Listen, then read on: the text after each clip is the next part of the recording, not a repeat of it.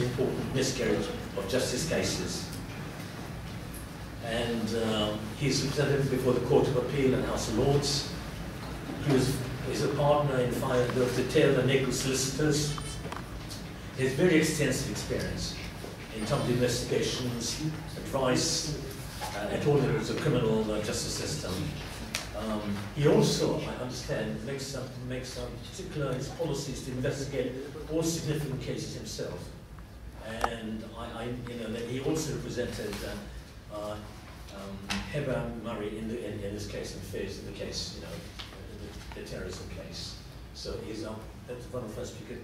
I'm going to juggle around with the order of speakers. So what I'm going to do is to ask Jim to speak, because Jim's essentially connected, because he with Hedayat's case, and and that's got a lot of context in the sense the case happened here in Britain. So can I have it to you? Well, thank you for inviting me to speak. I've been a lawyer for decades. Apart from being a lawyer, I've campaigned for various causes over a number of decades. And I say that because, in fact, I'm ashamed to tell you that until I took on the case of Hyrbyair, I barely heard of Baluchistan. I mean, I've been on demonstrations on Vietnam, on Palestine, on South Africa for the whole of my life. And I say to myself, if I've not become aware of what is happening in Baluchistan, then there's a lot of other people who certainly don't know what has happened in Baluchistan. During the course of preparing the trial, people would come to my house for supper or friends, and they'd say to me, so what case are you doing now? And I say, I'm doing this terrorist from Baluchistan. And they say, where? I'd say, well, you tell me where Baluchistan is. I'd say that to my friends and my family. And the most common answer was that it was part of the old Soviet bloc.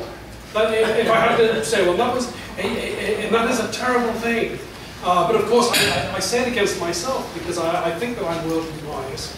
And so I didn't know that. And I certainly didn't know that it comprised of 46 or 48% of the landmass. I didn't know that Baluchistan, by all social standards, including the standards of Pakistan, is at the bottom for mortality, for living circumstances, for housing, for schools, for education, whatever.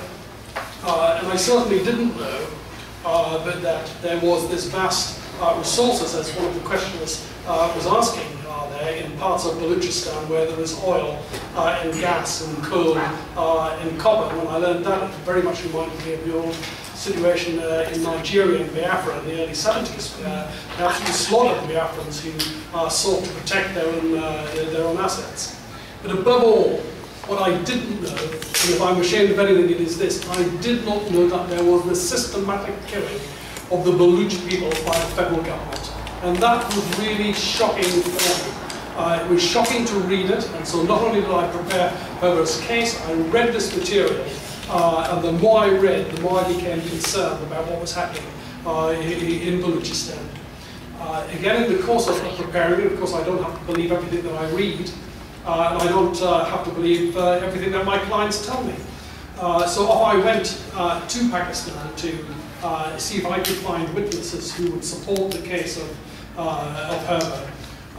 People who had been tortured, and I interviewed 29 people, all of whom had been tortured. Now, I'm old enough and wise enough to know that when people support a cause, they will, or they can, and sometimes do, exaggerate the position. In other words, I was not only tortured, but I was beaten within a second of my life, and they broke X number of bones.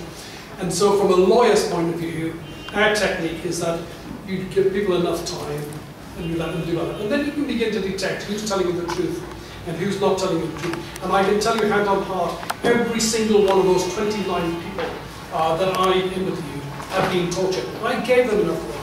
People could have said, I was tortured in the first place that I went to. And in the second place it was worse. Quite often people said, no, I was tortured for 3 days, and then they moved me to another police station, and it wasn't so bad. They gave me water and I was able to wash. And then I was moved again, and then the following happened. And so people told me a story, and it was clear that the stories were completely true.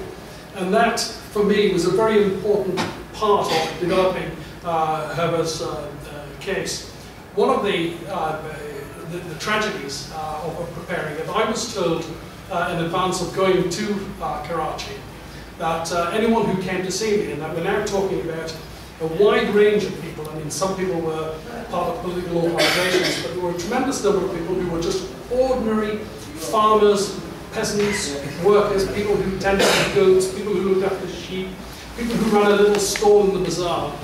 But I was told that these people were risking their lives if in fact they came to see me. I'd not really come across that before. What shocked me was that by the end of the trial, then two people, Sher Mohammed Baluch and Gul Mohammed Baluch, both were people from whom I'd taken witness statements. Both had been killed.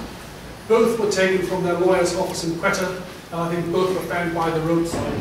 And that again was shocking there, but of course it reinforced the position that I was now coming to, that this was a brutal state, and the federal government was brutally repressing the people of Baluchistan. From my point of view as a lawyer, it is crystal clear, and I mean you'll hear a lot from Peter Tatchell, who has worked on these for years, but it is crystal clear that the Pakistan government is in breach of all of the international conventions and protocols in relation to the treatment of people in Baluchistan.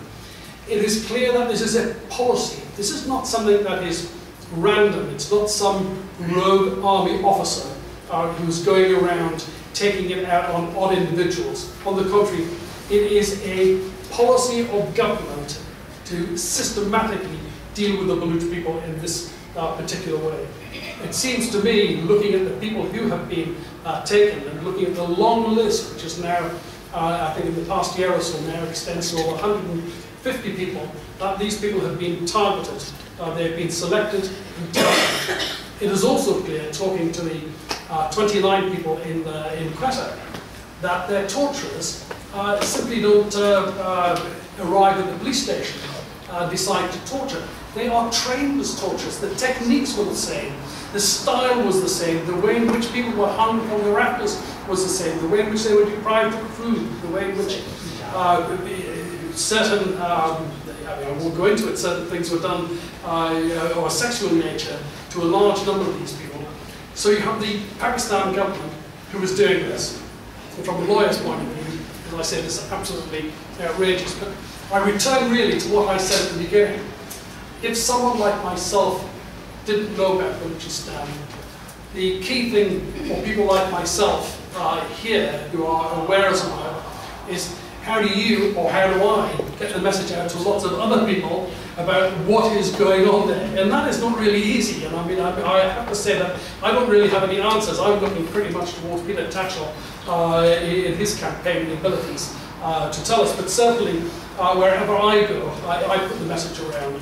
I'm a one for using the newspapers to the absolute maximum advantage in getting this material out time and time again. And I think yourselves are producing, I see some very, very good campaign literature. What I would say about anybody's campaign literature is that always have an eye on the people who don't know where Balochistan might be, because that's where we're starting from. And you know, when I look at, for example, Palestine, and there's lots of words on Palestine, I always think there are 4 maps that the people from the Palestine Solidarity Campaign always put up. The position pre-1948, 1948, 1967, 1970, and today. And those 4 maps tell a huge story. And I've been able to, for example, persuade my own children about Palestine and other people about Palestine. So I think you have to look at that. It might seem an uphill struggle, but I won't speak about it. Remember South Africa? People thought it was never going to change, but it did. And think about Palestine. It hasn't changed, but I raised Palestine finally for this reason. Glasgow University has a media studies department. And in 2004, it produced a very good study about bad news from Israel. And in that, they carried out a number of surveys, and they found that the vast majority of people in the United Kingdom thought that the Palestinians were occupying Israeli land. I mean, absolutely shocking, but that's what people thought. They've carried out a new survey. It's much, I'm not going to say that the majority now think the other way, that's not the case, But there has been a significant shift. Lots more people now know that in fact that it is Palestinian land that has been occupied by the Israelis. And we have to change that in relation, do a similar thing in relation to Baluchistan. People have got to become aware of what is happening and why it is happening and how we can campaign against it. Thank you very much.